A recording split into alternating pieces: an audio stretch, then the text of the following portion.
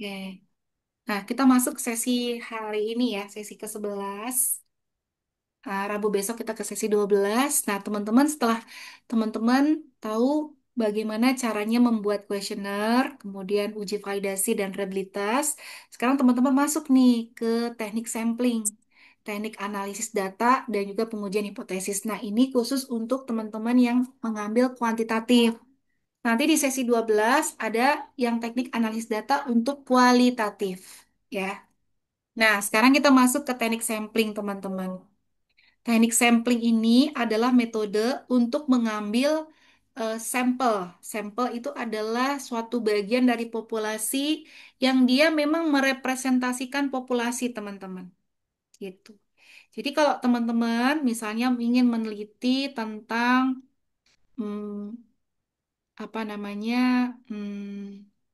persepsi bagaimana kelancaran SPMB di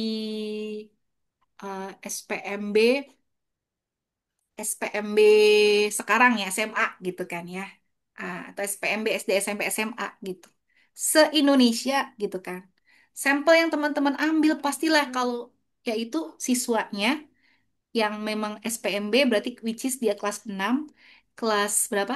9 atau kelas 12 ya kan begitu kan? Atau orang tuanya kan gitu. Nggak pas kalau teman-teman ambil katakanlah siswa kelas 1, siswa kelas 3, siswa kelas 2 gitu kan. Siswa kelas 10 walaupun dia adalah bagian dari populasi penduduk Indonesia, ya kan? Nah, itu disebut dengan teknik sampling karena sampel yang baik adalah sampel yang memang mewakili populasi yang kita memang inginkan, yang kita ingin tujukan. Begitu. Nggak tepat dong kalau teman-teman misal ambil di sampel di pabrik gitu kan. Nggak tepat walaupun dia adalah anak-anaknya di sekolah kan seperti itu. Lebih tepat jika teman-teman mengambil sampelnya yang sekolah, SD, SMP, SMA, di kelas-kelas ujung-ujung seperti itu. Ya. Nah, teknik sampling ini dibagi menjadi dua kategori. Ada sampling probabilitas atau probability sampling.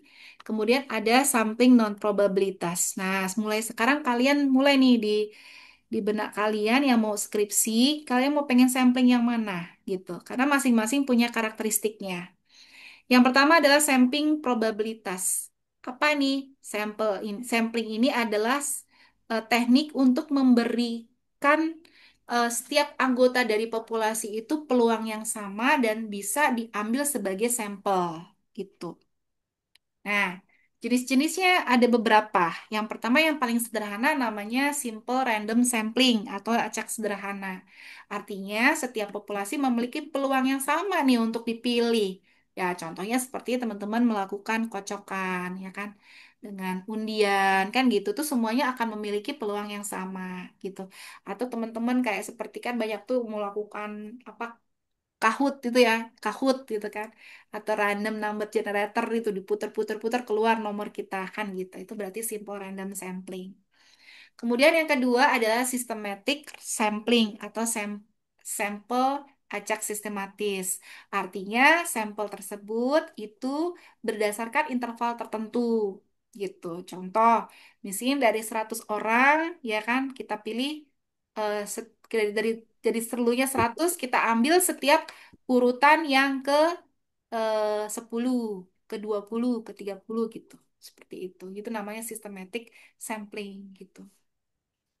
Kemudian juga ada yang namanya stratified ya, stratified sampling, yaitu sampling itu dibagi menjadi strata-strata atau kelompok-kelompok berdasarkan karakteristik tertentu. Nah, misal jenis kelamin atau usia. Nah, misalnya gini, kita mau ambil sampel kayak tadi ya, kita mau ambil jenis kelamin. Oke, kita mau ngelihat usia. Usia berarti usia kelas 6, kelas 9 dan kelas 12 kan gitu. Kita ambil di sekolah negeri, ya kan? Di sekolah negeri, ya kan? Atau kita mau ambil di apa kota atau desa atau kecamatan kan gitu. Nah, itu baru abis itu kita ambil secara acak. Oh, udah ketemu nih, itu kan sampel di kota siswa kelas 6 SD kan gitu. Nah, kita ambil secara acak gitu. Ininya apa namanya? orang-orangnya kan gitu. Tapi sudah distratifikasi. Oh, harus dari kelurahan tertentu gitu kan, usia tertentu gitu. Kemudian cluster sampling itu dibagi menjadi cluster-cluster gitu. Kemudian setelah dibagi-bagi cluster, dipilih secara acak. Misalnya kayak tadi kan SPMB gitu, kita clusterin berdasarkan peta. Oh, Jawa Barat ya kan, Jawa Barat, Jawa Tengah kan gitu, Jawa Timur kan gitu. Nah, dari Tengah, Jawa Barat diambil secara acak. Secara acaknya dengan cara apa? Oh, dengan cara random sampling, diputar-putar. Oh, ternyata dapatnya Kecamatan Sukmajaya, Kota Depok, misalnya kayak gitu. Itu daerah saya ya.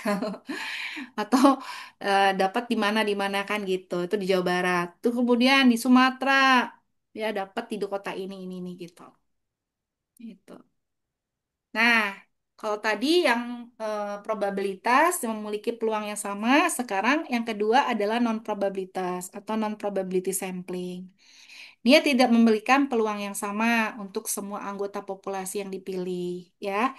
Dicocok untuk penelitian-penelitian sifatnya kualitatif atau eksploratif. Jenis-jenisnya yang pertama adalah convenience sampling atau sampel akses mudah. Apa nih? Yaitu sampel dari orang yang mudah dijangkau atau bersedia. Jadi kalau kamu tuh melakukan wawancara itu ya, kamu melakukan convenience sampling tuh yang ketemu pertama kali dan yang bersedia gitu. Kemudian ada juga purposif berdasarkan tujuan. Nih banyak nih penelitian-penelitian keuangan nih biasanya banyak menggunakan purposif. Ya, apalagi yang dia merupakan mengambil data sekunder, mengambil laporan keuangan. Biasanya ditentukan perusahaannya apa. Oh, manufaktur dari tahun berapa? Dari tahun 2020 sampai 2024, Bu, kan gitu. Yang ambil yang apa namanya? Data keuangannya positif gitu kan. Nah, seperti itu yang melaporkan kan gitu laporan keuangan di Go Public di Bursa Efek Indonesia, misal seperti itu.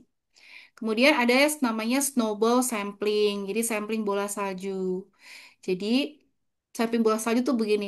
Ini cocok nih untuk teman-teman yang kualitatif.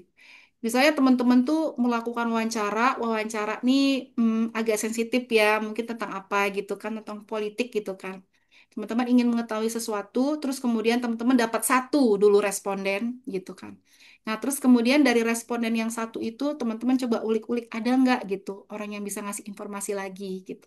Merekomendasikan responden selanjutnya. Itu namanya bola salju gitu, snowball.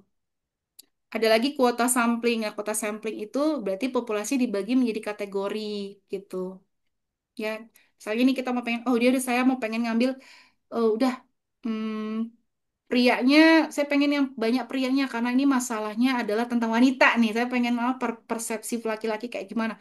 Prianya ambil yang 70%, wanita 30%. Itu namanya di kuota sampling. Nah, sering teman-teman salah paham ya, salah paham banyak yang salah paham mengenai kalau deskripsi langsung apa teknik samplingnya menggunakan Slovin. Itu salah paham. Slovin itu bukan teknik sampling melainkan suatu pendekatan ya untuk menentukan banyaknya sampel atau ukuran sampel. Makanya ada rumus di situ. Tapi tekniknya yang tadi, yang probability atau non-probability. Makanya nanti teman-teman yang skripsi jangan sampai salah ya.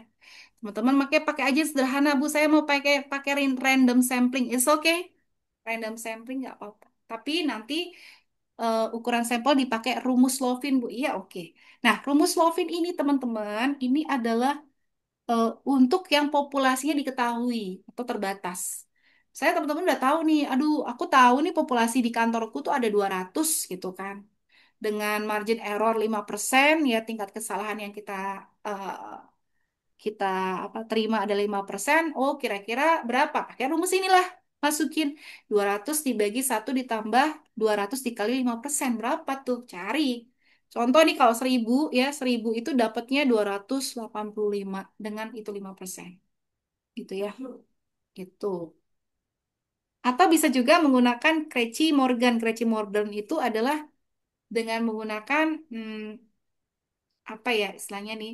Ada tabelnya. Nah, tabel Cauchy Morgan tapi jarang yang pakai ya. Di 500 populasinya idealnya 217 ribu segitu gitu ya. Ada tabelnya tuh. Ya. Kemudian ada rumus Cockcroft. Ada rumus Kokratch. Semangat Bu, suaranya terdengar lelah. Oh, lelah banget. ini ada nggak nih mahasiswa saya yang tadi pagi di TIR? Coba tanya dia, dari jam berapa saya nggak berhenti-berhenti. Oke, lanjut. Rumus Kokratch. Kokratch ini juga ya, Kokratch. N sama dengan Z kuadrat dikali P dikali Q dibagi E kuadrat. Ini juga bisa. Berarti kita menentukan proporsinya gitu kan. Ada proporsi yang diharapkan gitu. Misalnya, pemoe tadi laki-lakinya 70%. Berarti Q-nya berarti 1 dikali 70%, 30% gitu. Ini rumusnya. Ya, begitu ya. Tapi yang biasa digunakan itu Slovene, teman-teman. Gitu. Dikit lagi, dikit lagi.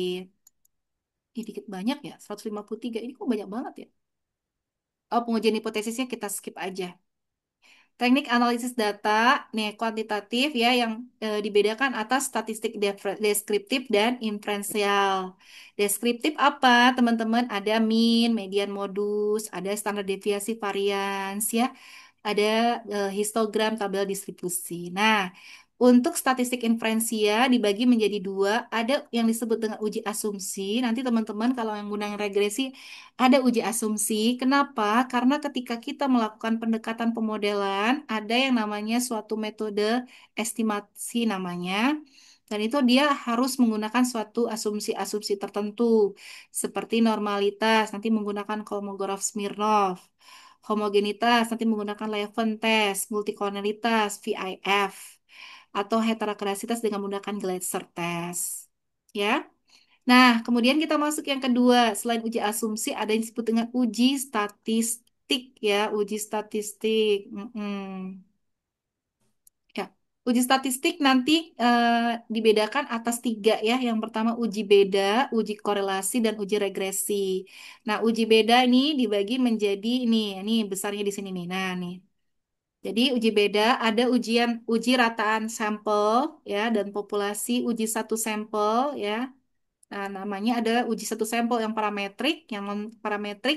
Apa bedanya parametrik dan non parametrik? Parametrik dia itu mengikuti suatu asumsi tertentu, ya. Jadi distribusinya normal yang tadi ya.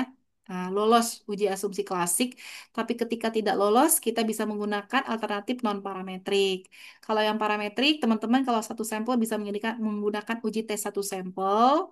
Kalau non parametrik bisa sign test ya. Kalau dua sampel, dia bisa yang parametrik bisa menggunakan uji T dua sampel independen, ya. Non parametrik bisa menggunakan mean mid mini, gitu kan. Kalau dua sampel berpasangan bisa menggunakan kalau dia yang bentuknya adalah eh, pretest, post-test berpasangan, dia menggunakan pair t-test. Kalau dia non parametriknya menggunakan Wilcoxon, ya. Kalau tiga sampel atau lebih dengan parametriknya dia menggunakan ANOVA, analysis of variance. Non parametriknya dengan menggunakan Kruskal-Wallis atau Friedman. Uji lanjutnya ya dengan menggunakan plan comparison gitu kan. Ini ya. Korelasi dibagi menjadi dua, ada yang bivariate, ada multivariate. Yang bivariate ada tadi tuh produk moment person tadi tuh yang kita pelajarin. Nah, kalau dia berlaku untuk variabel satunya itu skala dan skala, itu kan skala sama skala tuh ya. Gambarnya garis kan tadi penggarisan ya kan. Kendall-Tosperman untuk yang ordinal dan ordinal. Jadi kalau misalnya bentuknya satu dua tiga kan gitu ordinal ya kan. Ingat kemarin sudah diajarin berapa variabel data, ada yang ordinal gitu kan. Ada yang numerik gitu kan, ordinal kan gitu.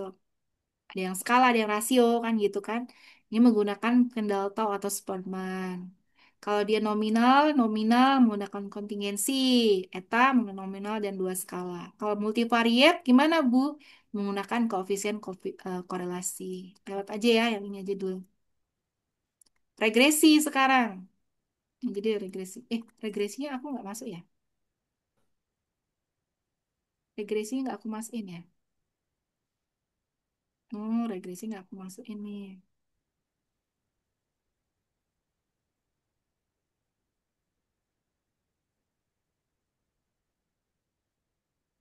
Nih, regresi.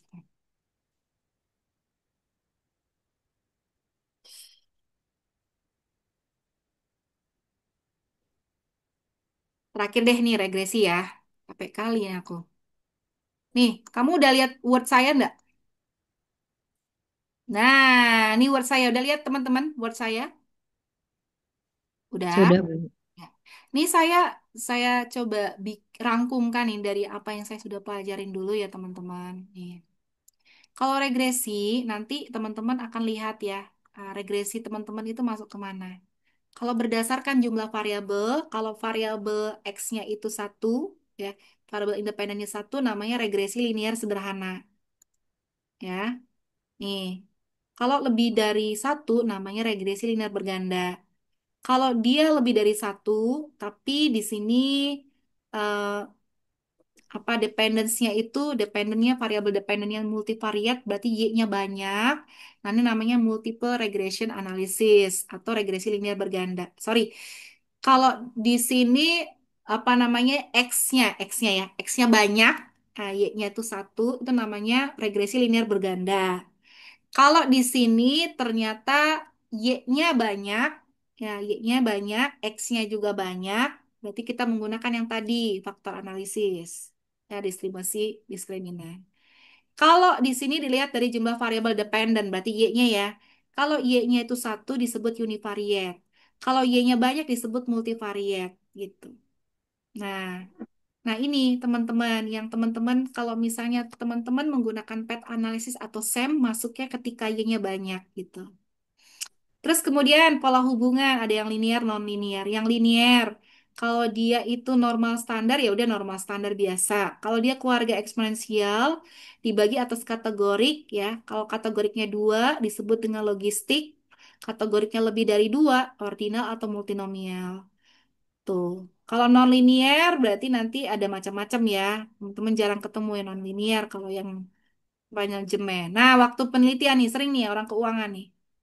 Kalau dia itu cross section artinya dia dalam satu periode waktu, misal 1 tahun dengan n jumlah individu namanya cross section. Kalau dia time series berarti satu individu dalam sejumlah banyak waktu, misalnya perusahaan X dilihat laporan keuangannya dari tahun 2020 sampai 2025 misalnya. Itu berarti time series. Kalau misalnya banyak perusahaan dalam banyak waktu namanya panel. Nah, panel ini sering banget nih muncul deskripsi yang keuangan. Jadi, panel ini nanti bisa dibagi menjadi panel pool, pool common, ya, pool. Nanti yang riset keuangan belajar ini besok nih. Ada yang riset keuangan ya di sini. Pool common ya bisa fix sama random. Ya, yang selebihnya nggak usah ini. Begitu. Oke, itu aja dulu. Bener capek saya. Ada pertanyaan? Silakan. Ada? Sementara nggak ada, Bu. Oke, iya udah tahu lah. Jadi kita istirahat ya, perlu istirahat ya. Oke, kita foto bersama dulu teman-teman.